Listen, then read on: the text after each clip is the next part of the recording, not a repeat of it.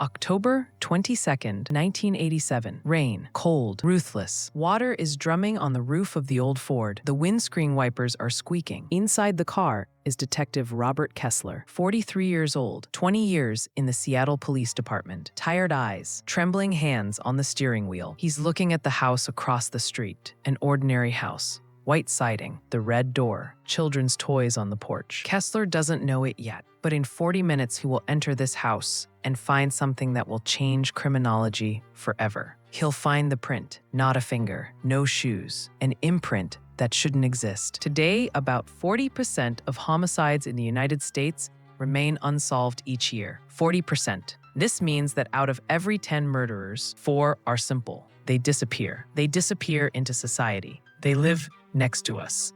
But this story is not about them. This is a story about a case that was closed. Twice. Wrong both times.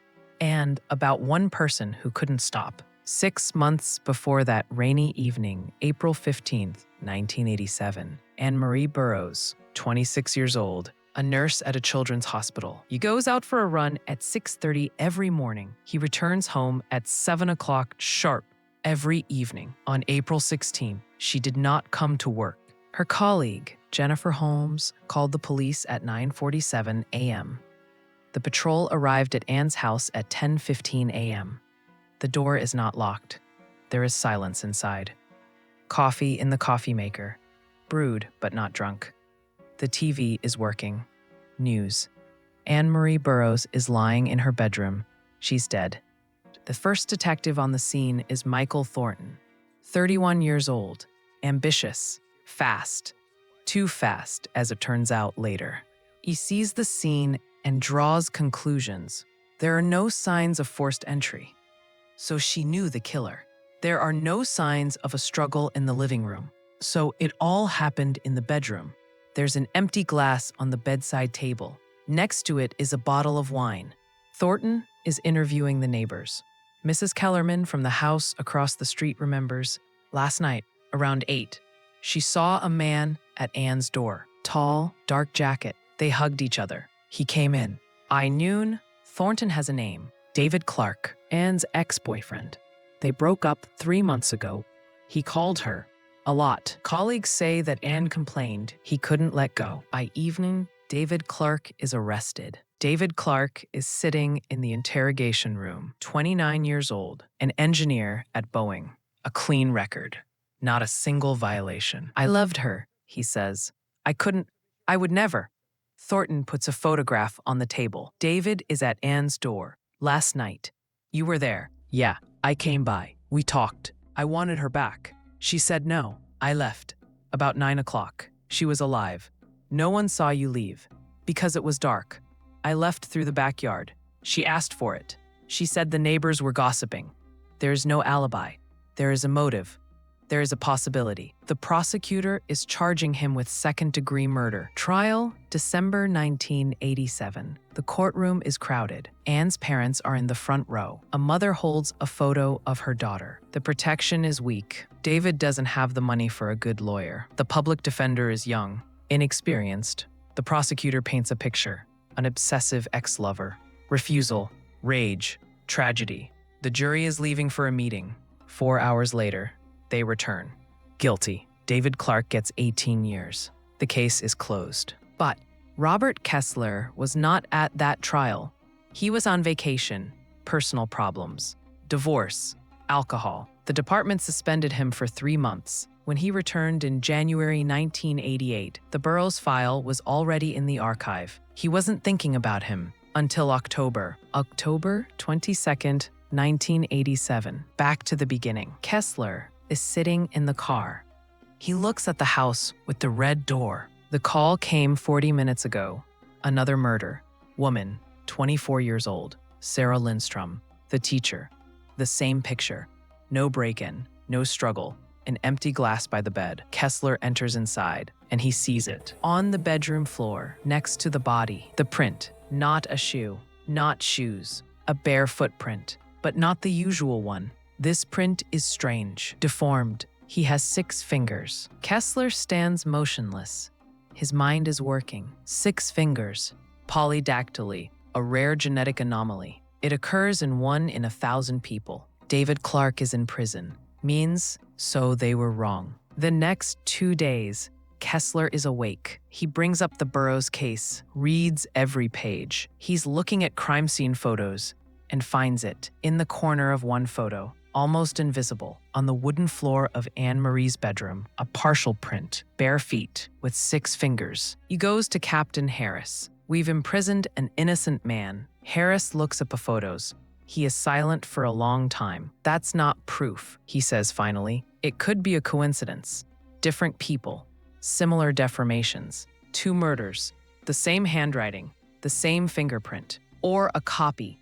Someone who knew about the Burroughs case. The case was closed. The details were not published. Harris sighs. Kessler, you don't have a case. You have a theory. The court will not overturn the verdict based on theory. But Kessler doesn't stop. He starts digging. Self in leisure time, sometimes instead of sleeping. He studies polydactyly. He calls the medical centers, hospitals, looking for records of people with 6 toes in the Seattle area. Patient confidentiality, walls, refusals. But one doctor helps. Dr. Elizabeth Chen, pediatrician. She remembers the incident. Boy, born in 1961. Surgery to remove the 6th finger, but the parents refused. Religious beliefs. Name, Thomas Wade. Thomas Wade, born on March 3, 1961, Seattle, the only child. My father is a preacher in a small church. The mother is a housewife. School records, a quiet child, few friends, good grades. In 1979, he entered the University of Washington, studied biology. He quit in 1983. The reason is unknown. After that, there is emptiness. There are no tax returns. There is no address. There are no records.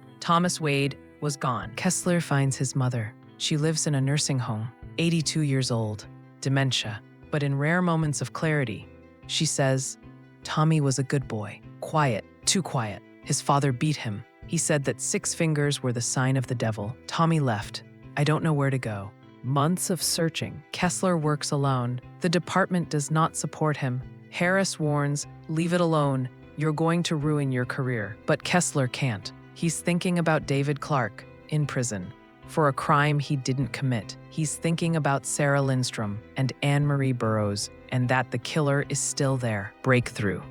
March 1988. Kessler checks the utility records, electricity, water, looking for anomalies, addresses without names, invoices paid in cash, finds one. A small house in Renton, a suburb of Seattle.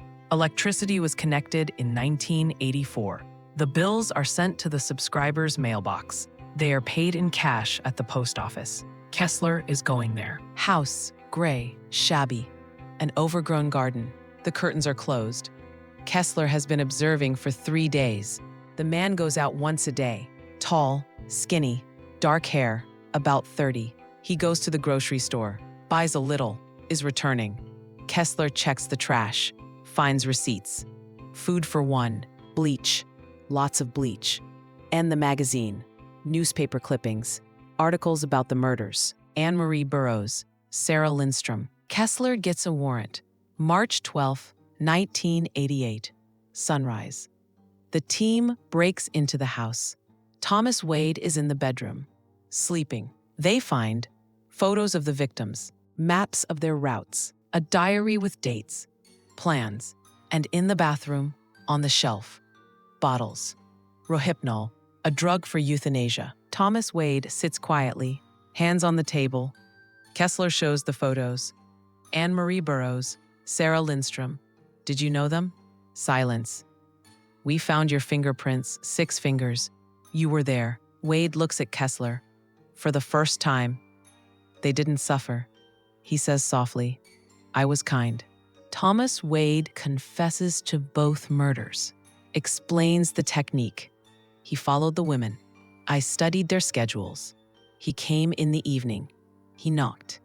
He said that the car was broken. He needed a phone. They let him in. He put the drug in the water. They were falling asleep. He was strangling them. Quickly. Why is that? Kessler asks. Wade looks at his hands. My father said I was cursed, that God made me wrong. I wanted to prove that he was right. David Clark is released from prison on March 20th, 1988. He spent 4 months there. Reporters surround him, questions, cameras, flashes. He only says one thing: I want to go home. But the house is gone. His job is lost. The apartment is lost. The friends turned away.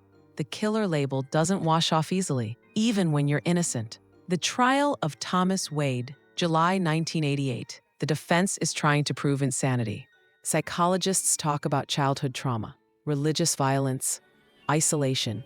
The prosecutor shows the diary: planning, methodicalness, control. The jury deliberates for 2 days. Guilty on all counts. Thomas Wade receives a life sentence without parole. The Seattle Police Department is conducting an internal investigation. Detective Thornton is criticized for being too hasty. Insufficient verification. Tunnel vision. He's quitting in a month. Captain Harris retired in 1990. Robert Kessler receives the Distinguished Service Award. He doesn't come to the ceremony. A year later, he meets David Clark at a cafe. They didn't plan this. An accident. Clark looks older, thinner, gray hair at the temples. "How are you?" Kessler asks. Clark shrugs her shoulders. "I'm alive." Pause. "Thank you," Clark says, "for not stopping." Kessler shakes his head. "I should have started earlier." Thomas Wade in prison. He's a quiet prisoner.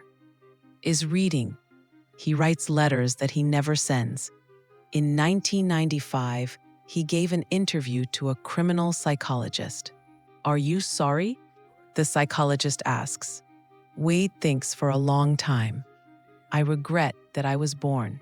He finally says. The year 2003, Robert Kessler is retiring. 35 years of service. He's moving to a small town in Oregon. He buys a house by the lake. But he can't stop. He consults, helps with cold cases. He teaches young detectives. Take your time, he tells them. One missed print, one untested detail, and an innocent man loses his life. The year 2015. David Clark is getting married, the second time. He works for a nonprofit organization that helps released prisoners. "I know how it feels," he says. "Come out and realize that the world has forgotten you." He's happy, as much as possible. But sometimes at night, he wakes up. He sees the walls of the cell. He hears the sound of locks. Some prisons are invisible. The year 2018. Thomas Wade is dying in prison. Cancer. 57 years old. No one comes to the funeral. He is buried in the prison cemetery. A simple stove. Just the number. Today, Robert Kessler is 81 years old.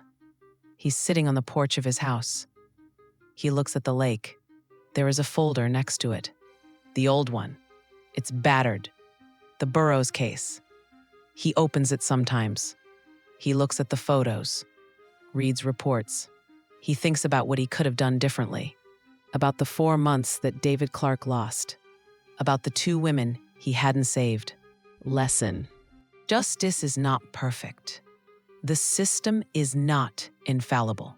People are in a hurry. They draw conclusions. They see what they want to see. And sometimes one person, stubborn, tired, refusing to give up, is all that stands between truth and oblivion. Back to the rain. 2 October 22, 1987. Kessler is sitting in the car. He looks at the house. He doesn't know yet what he'll find there. He doesn't know that the next few months will change everything. But he knows one thing. When he enters this house, he will look carefully. He won't miss a single detail, because details are everything. The epilogue. In 2019, the Seattle Police Department implemented a new protocol. Every crime scene is now photographed in high resolution. Each fingerprint is scanned digitally. Each detail is documented twice. The protocol is called the Kessler Rule. He never wanted his name on it, But the captain insisted. "People need to remember," she said, "that one person can change everything."